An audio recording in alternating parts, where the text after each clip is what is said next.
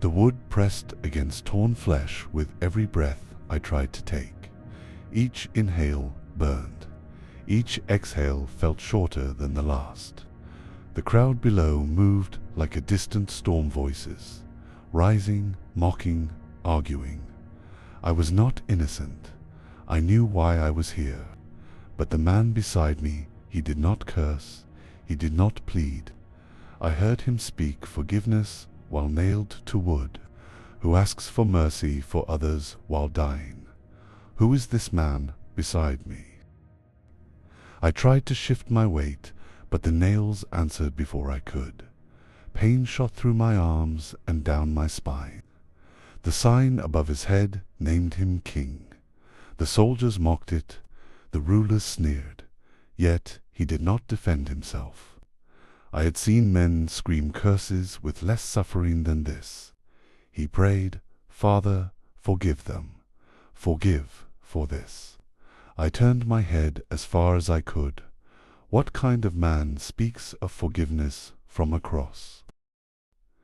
The other criminal beside me began to shout at him, "Save yourself and us." His voice carried anger, I understood well. If he truly had power, why remain there? Why not come down and end this? I waited for him to respond with fury or defense. He did neither. He endured. I felt something unsettled inside me. We were guilty.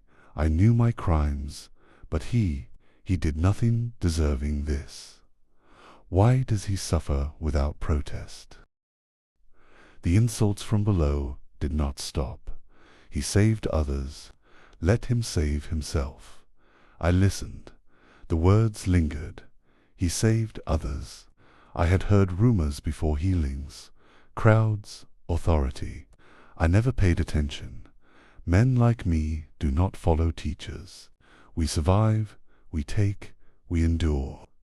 But as the mockery continued, I searched his face from the corner of my eye. There was pain there, yes, but no hatred. How can a man endure this without bitterness? The sun felt harsher than it should have. Sweat stung the wounds along my back. My breathing grew shallower. The other criminal kept hurling accusations, demanding rescue. I understood desperation, but something in me resisted joining him. We were punished justly. I could not deny that my life had led here. His had not. The difference between us was no longer subtle. I feared death, but I feared dying blind to who he truly was even more. The other man's words grew sharper. "Are you not the Christ?" he mocked. "Save yourself, save us." I felt the temptation in that demand. If he had power, why not prove it? Why remain suspended between heaven and earth like this? But as I listened to him breathe slow, strained, yet steady, I knew something was different. Power does not always shout. Sometimes it remains silent under nails, and that silence unsettled me more than the crowd. I turned toward the other criminal with what strength I had left. "Do you not fear God?" The words surprised even me. Fear of Rome had brought me here. Fear of death was tightening my chest. But this felt different. "We are punished justly," I forced out between breaths. "We are receiving what our deeds deserve." I did not defend myself. I could not. But this man has done nothing wrong. Saying it aloud felt like crossing a line I could not uncross. The moment I defended him, something settled in me. I had spent my life justifying my actions, blaming others, surviving by force. Now I was admitting guilt while nailed beside innocence. I turned my head toward him fully. My body screamed at the movement, but I forced the words through cracked lips. I did not ask to come down. I did not ask for escape. I asked for something greater than survival. Jesus, remember me when you come into your kingdom. I did not know how much breath I had left when I said it. I did not fully understand what that kingdom looked like, but I believed it was real. A man does not endure this without purpose. I had nothing to offer him, no good works, no defense, no future, only a plea, not for rescue from Rome, for remembrance beyond this moment. For a moment there was only wind and distant voices. My chest burned as I waited. I had asked for remembrance, not knowing if I deserved even that. Then he turned his head toward me. I could not see his face clearly through blood and light, but I felt his attention. He did not hesitate. He did not question my past.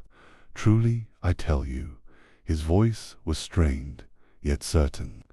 What he said next changed everything. Today you will be with me in paradise. The words did not lower the cross. They did not remove the nails. Pain did not retreat. But something inside me shifted, as if chains I had carried for years suddenly fell away. Today, not someday, not after proving myself. With him I had asked to be remembered. He gave me nearness. I was still dying, but I was no longer dying alone. The promise did not change the crowd. They continued to mock. Soldiers cast lots beneath us. The sky began to darken in ways I could not explain.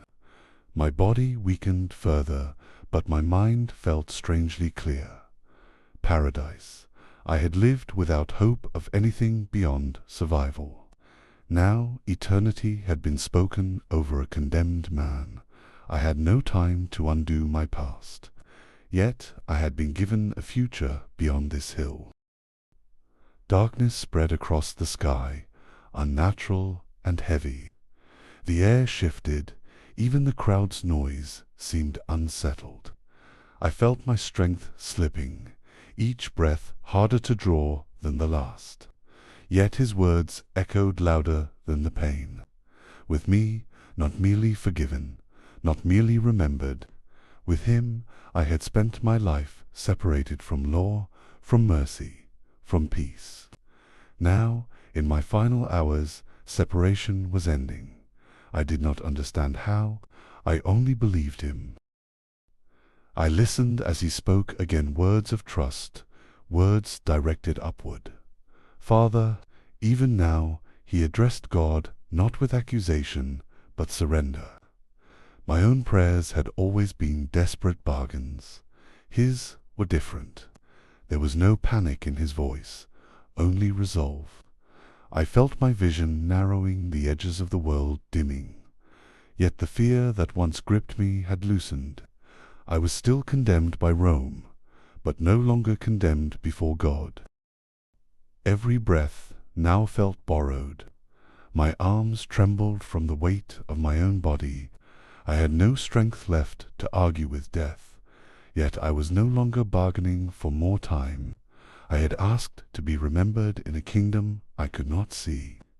He answered with certainty I did not deserve. The crowd still saw two criminals and a failed king. I saw something else. I saw mercy extended at the edge of eternity.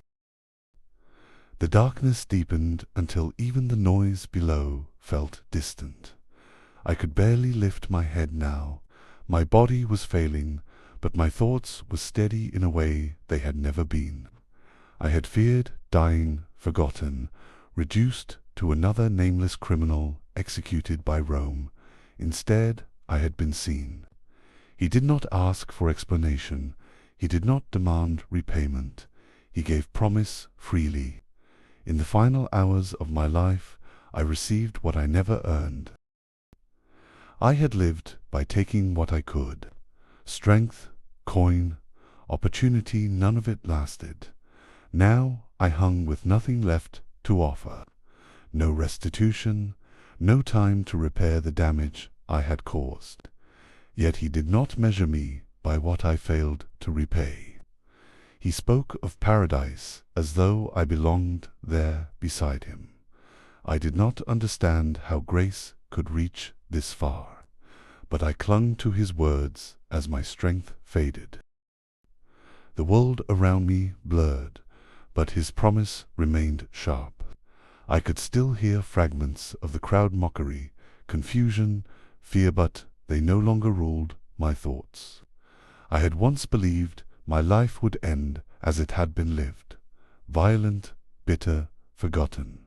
Instead, my final memory would be his voice, not condemning, not accusing, assuring.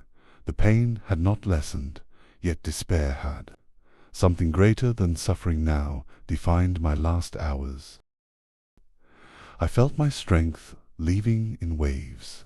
My hands were numb, my chest heavy, my vision narrowing to fragments of sky and shadow.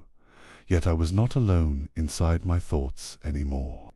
I had asked to be remembered in a distant kingdom. He answered with nearness, today.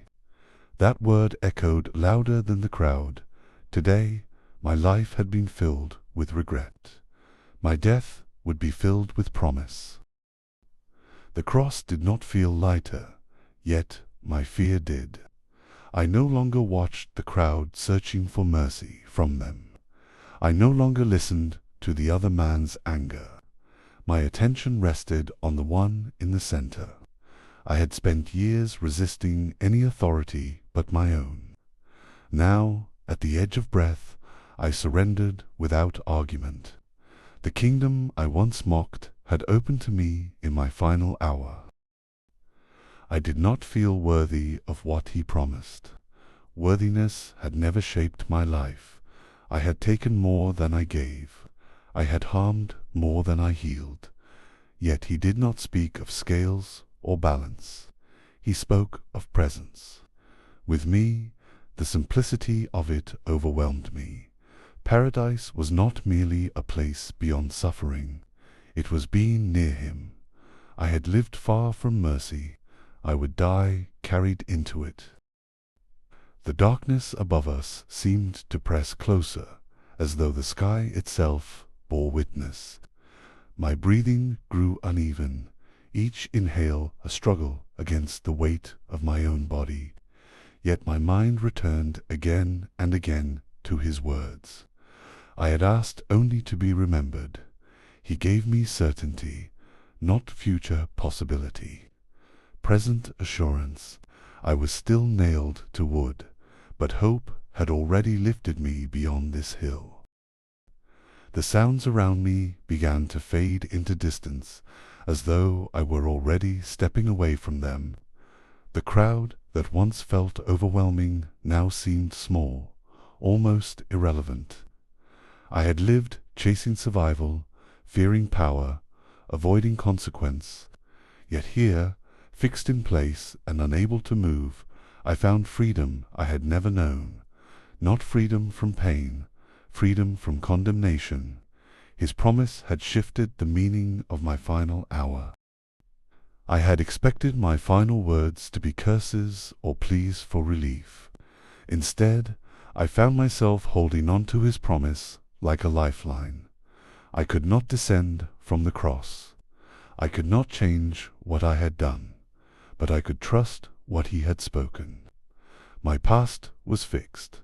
My future had just been rewritten. The pain remained sharp, yet despair had lost its grip.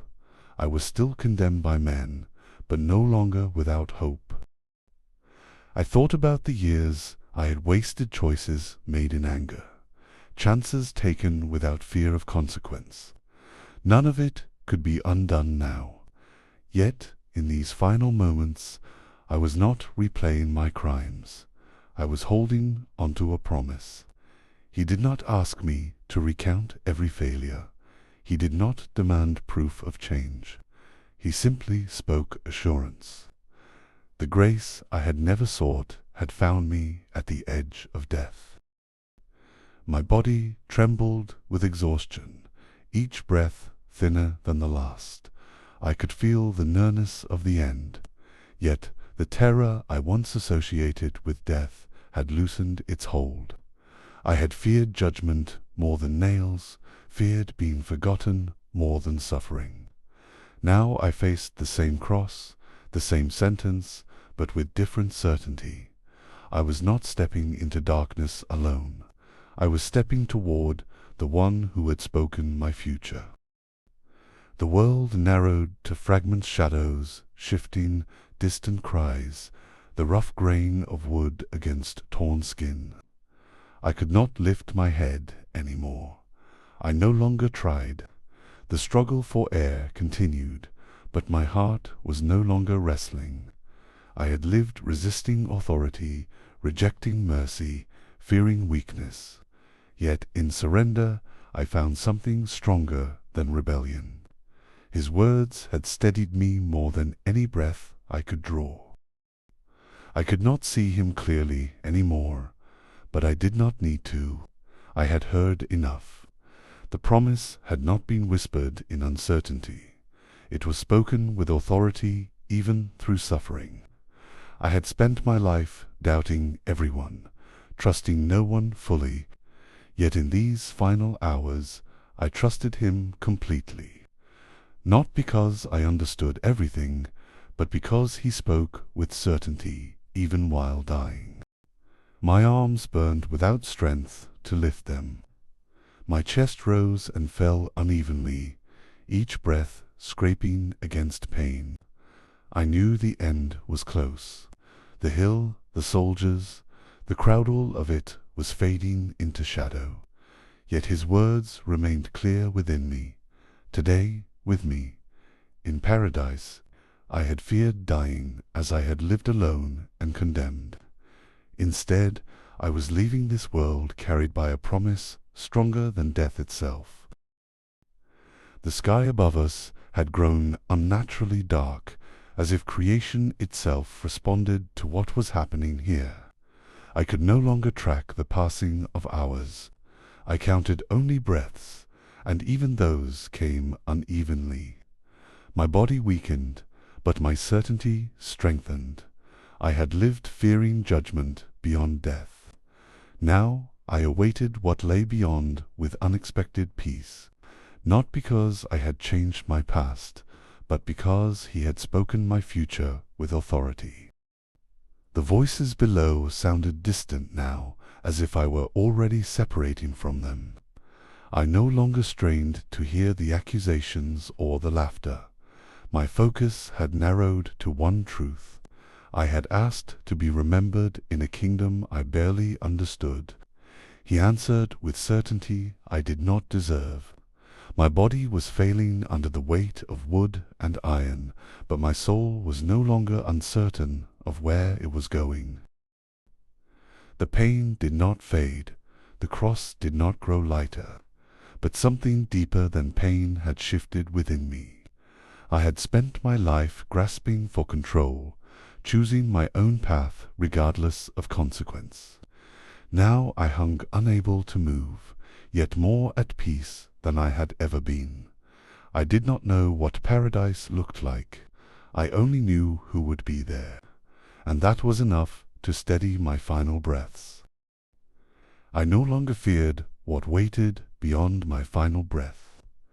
The terror that once tightened my chest had been replaced with expectation I could not explain. I had earned judgment. I knew that yet mercy had spoken louder than my past. The world around me was fading into shadow, but his promise remained bright within me. I was still a condemned man on a cross, but I was no longer a condemned man before God. My strength was almost gone. I could feel life slipping away in quiet waves. The hill that had felt like a place of humiliation had become the doorway to something greater than I deserved. I had arrived here as a criminal awaiting death. I would leave carried by promise. I did not understand how mercy could reach a man in his final hour. I only knew that it had reached me. The weight of my body felt distant now, as though even pain was losing its hold. I could barely hear the crowd anymore. My thoughts no longer circled around regret. They rested on his words. I had asked to be remembered when he came into his kingdom. He answered with immediacy. Today, I did not need to see beyond this hill to believe. His promise was stronger than the darkness gathering around us. I had feared this hill as the end of everything. Now it felt like the final step toward something unseen but certain. My body trembled with exhaustion, yet my heart no longer trembled with fear. I had spent years avoiding accountability, resisting authority, running from consequence. Yet, in my final hour, I found mercy without defense. The one beside me had spoken, and his words carried more weight than my past ever could. The darkness above us felt complete now. My breaths were shallow, irregular, fragile. I could not lift my head again. I did not need to. I had already heard what I needed to hear. The crowd might remember this day as execution. Rome might record it as justice, but I would remember it as mercy. The cross that marked my condemnation had become the place where hope found me. My vision narrowed to darkness and faint light, the world dissolving at its edges. I no longer resisted what was coming. I had resisted most of my life authority, consequence, truth. But now surrender felt natural. I had nothing left to hold except his promise. I did not know how the moment of death would unfold. I only knew I would not cross it alone. His words had already crossed it for me. The struggle for breath became softer, slower, as though my body itself understood it was finished. I felt no triumph, no dramatic revelation, only quiet certainty. I had lived without peace. I would not die without it. The hill that began in shame ended in assurance. I had asked to be remembered. He gave me presence. The cross did not disappear, but its meaning had changed forever. My final breath did not carry accusation. It carried trust.